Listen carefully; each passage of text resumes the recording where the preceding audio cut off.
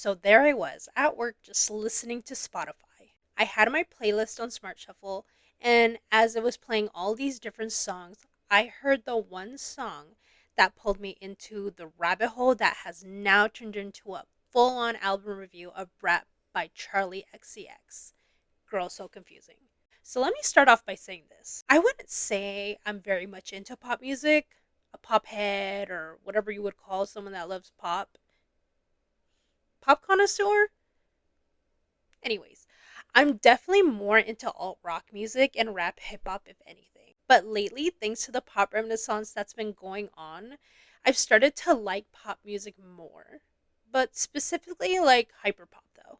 I feel like I've gravitated towards hyperpop over the mainstream pop because it reminds me a lot of Crystal Castles back when they first came out. Girls So Confusing started rolling the ball, and then I heard Guess with the Billie Eilish version. I cannot tell you how obsessed I became with that song. I was on a hyperpop girly pop craze. I literally had to hear that song on repeat for the rest of my shift. Both those songs even influenced me to create a girly pop Spotify playlist, which, if you guys want to save as a playlist on your Spotify, by all means go ahead. So now we're here doing this review. So without any further ado, let's start. So I'm technically going to be reviewing what would be considered the deluxe version of Brat with the 3 extra songs, which are Hello Goodbye, Spring Breakers, and Guess. Something that I found interesting is that Guess wasn't on the original release, but instead the deluxe version. I felt like that was one of the best songs on Brat. I would have assumed that I Think About It All the Time would have been the song to be one of the extra songs. But that was probably done on purpose since her team probably knew that Guess was going to be a very popular song. Obviously, it was going to drive sales for fans to buy the deluxe version since Guess is on there. This album overall starts off very well with 316 Club Classics. I'm vibing, I'm jamming overall, and it's doing its thing. Hats off to the creative director and producer A.G. Cook. He's been a major part of Charli's music, and it's definitely seen throughout this album. Since when I did some digging on him, he's credited for popularizing hyperpop. This whole song, she's just stating all the ways she's iconic within the pop music industry. Now, talking about club classics, remember when I said I was a fan of Crystal Castles? Yeah, when those synths before the verse started playing, immediately thought of them. I can just picture the WeHo gays right now just going off. All the girls, gays, and theys, that subculture just vibing. Hell, I'm vibing too. The lyrics, although they seem super simple and just regular dancey type lyrics, I feel like it's something more. For those that go clubbing, we all know what a club classic is. A club classic is the song that you're always going to hear the DJ play because it's the song that gets the party started. Now hear me out. This song is called Club Classics, and Charli throughout the whole song didn't even mention any club classic song. She didn't name a Britney song or a Rihanna song or insert iconic pop song you hear at every club. Instead, she's saying she wants to hear hers and all those other artists she names in the song songs. So she's indirectly saying that her and those artists are club classic worthy. Like, go off, girl. And honestly, I agree.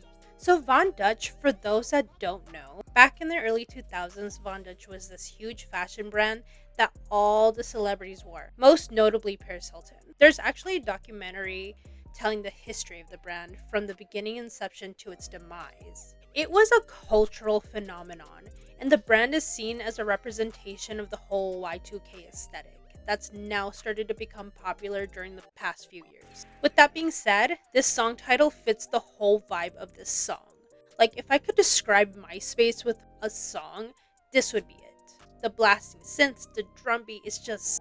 I can just imagine the girlies walking into the club in slow-mo to this song. Spring Breakers also has this same kind of vibe. For me, I wouldn't say it's as memorable as the other songs on the album, but the beat goes crazy on this song. And I love how on brand this song is with the whole Y2K party aesthetic.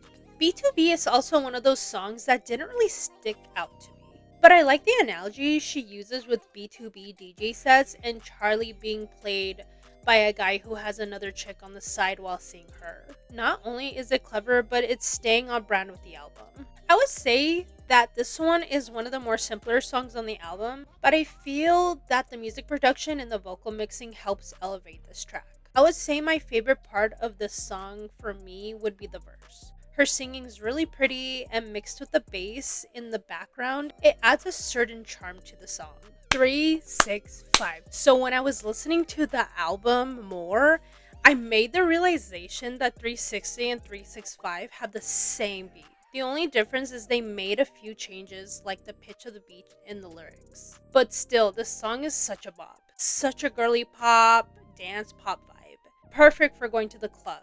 I love how more aggressive the beat gets over time. It's almost like the song is describing a night out from beginning to end, where it's a cute vibe at first, but then it gets a little out of control. So let's talk about Guess. So like I said in the beginning, Guess and Girl So Confusing are what got me into this album as a whole. I don't really have much to say about Guess though. The song isn't super deep at all, but I don't know. There's just a certain it factor with this song. It sounds like a beat Kim Petras would use. It's super raunchy and raw, and I can just imagine a drag queen giving such a good performance to this. In the music video of the song, if you haven't watched it yet, please do. Mean Girls has some cool glitchy type beats. Best part of this song is the piano breakdown though. It's super out of left field and not something you would have expected when hearing the first part of this song. Musically wise, this song is really good. One thing though that makes this song problematic to me is that the second verse of this song is about an alt-right podcaster named Dasha. Apparently, it was confirmed that she was one of the muses for this song, which looking more into this girl, it's like, huh? Charli seems like a very progressive person that supports women and LGBTQ plus rights, so why would she talk about her on this track? A mean girl is a term used to describe a girl that's super bitchy and full of herself, which in retrospect and looking at it in a black and white kind of way seems very on brand with that girl. Calling someone a mean girl can also be used to describe a girl that just exudes a personality that is independent and unapologetic. It's like when men will call a woman a bitch or too bossy when they are really just trying to be assertive. With the case of this Dasha girl, she's not anywhere close to what people would consider that example of a mean girl. She's a straight up bigot. I like the first verse because it describes a type of girl that fits the mean girl persona that's independent and unapologetic. But this second verse is very questionable. Sympathy is a Knife has a much more aggressive style to it. I love the mixing done to her vocals, and the song in general is just so raw and in your face. And of course the lyrics have to match that energy. We can obviously see that the theme revolves around insecurities and being envious. I feel like it's such a real thing that we all face no matter who you are. Also, the sympathy is a knife line said through the song. References to the people around her that are trying to make her feel better are only doing it in order to stay in her good graces. Almost like being a yes man, and it just makes her feel worse. Digging through this song, I learned that people say it's about Taylor Swift, which I'm 100% sure it is based on these lines. Don't want to see her backstage at my boyfriend's show. Fingers crossed behind my back. I hope they break up quick. The lore with that is Taylor Swift used to date the lead singer of the 1975, and Charli right now is engaged with the drummer of that band. So yeah, she felt like as an artist, she wasn't at all at her level when it comes to her status in the music industry. Taylor is selling out stadiums while Charli is just an opener, so she feels insignificant compared to her. I like how the song before this oozes with so much confidence, and then we're just hit with the song about being super insecure. Everything is romantic. Okay, let's talk about this one. So you first start off with this ethereal buildup with violins and flutes, and then it transitions to this sick-ass electronic club beat. And throughout the song, Charli's repeating these depictions of scenarios. Everything is romantic, I feel, is a state of being.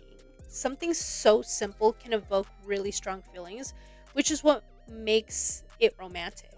Being in those moments, no matter how fleeting it is. Something I realized too with the music composition is how the bass, if you really think about it with the context of this song, imitates a beating heart.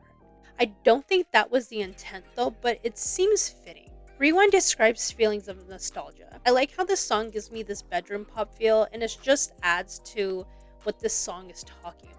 A time where things were a lot simpler without a care in the world. She's describing her insecurities as being someone in the spotlight and wishing to go back to those times. Apple, I would say, has more of a commercially friendly melody versus the other songs on this album, but it still has that girly pop energy. What's crazy is this song reminds me of Chromeo, specifically their song Come Alive. I like the symbolism she used with an apple. Although very simple, it works really well. Her describing generational trauma and wanting to break that with herself and her future family is a real thing POC like us face. We want to be the change within our family, but we fear that we may still carry those traumas to the next generation.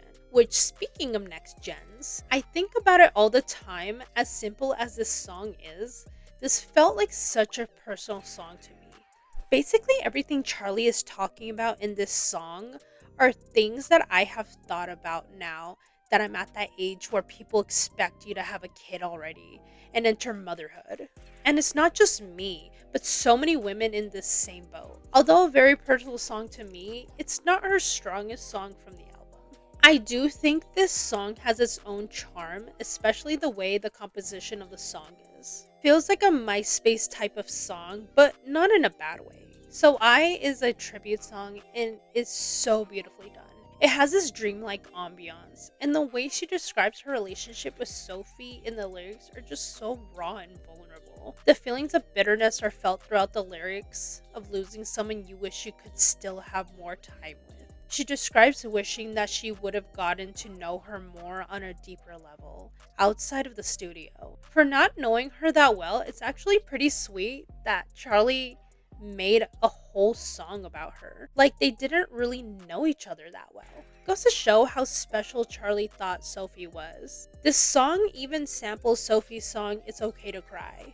That saying you don't know what you have until it's gone is a real reminder that we shouldn't take for granted the people around us. You never know when someone's last moments will be. I wanted to talk about Girl So Confusing last because this one is my fave track from the whole album. Like, period. This song describes this universal experience that all girls go through with other girls. I have seen some girls online interpret this song as a girl being friends with someone that they know for a fact hates them, and a lot of their reactions are, why would you be friends with them then? But for me, I didn't get that at all. Even though these lyrics are very specific to Charli's experience with the Lord, where they were going through this weird phase of not knowing the other's intentions. We've all had these intrusive thoughts with our own female friends. Charli is getting these mixed signals, and it ends with her having these negative feelings towards Lord and not knowing if she's being real or fake. I like how in the Lord version she's explaining the reason why she was so distant, and it just shows how it was just a misunderstanding in the end. When you listen to the original and remix with Lord and Order, it almost feels like a story of female friendship. This song is a bigger commentary on the way women interact with each other. We can be so catty to each other, and a lot of times it comes off very hateful. Like, I don't care how much of a girl's girl you think you are, you have at least at some point in time have had ill feelings towards a girl you know where there's no good reason at all to hate them. And I feel like a lot of that comes from this internalized misogyny that we've stupidly held onto. Like, we have this need to compete with other women for one reason or another, and it's so dumb.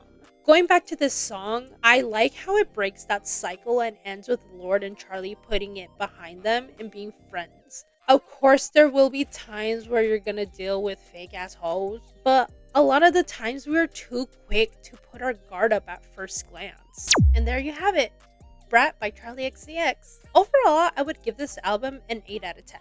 I can see this album being the pop album of the year, and I feel like this album kind of was a cultural reset for the pop industry in general. Like with the type of beats used in this album being very influenced with alternative type pop beats, I can see this type of pop being used within the mainstream more.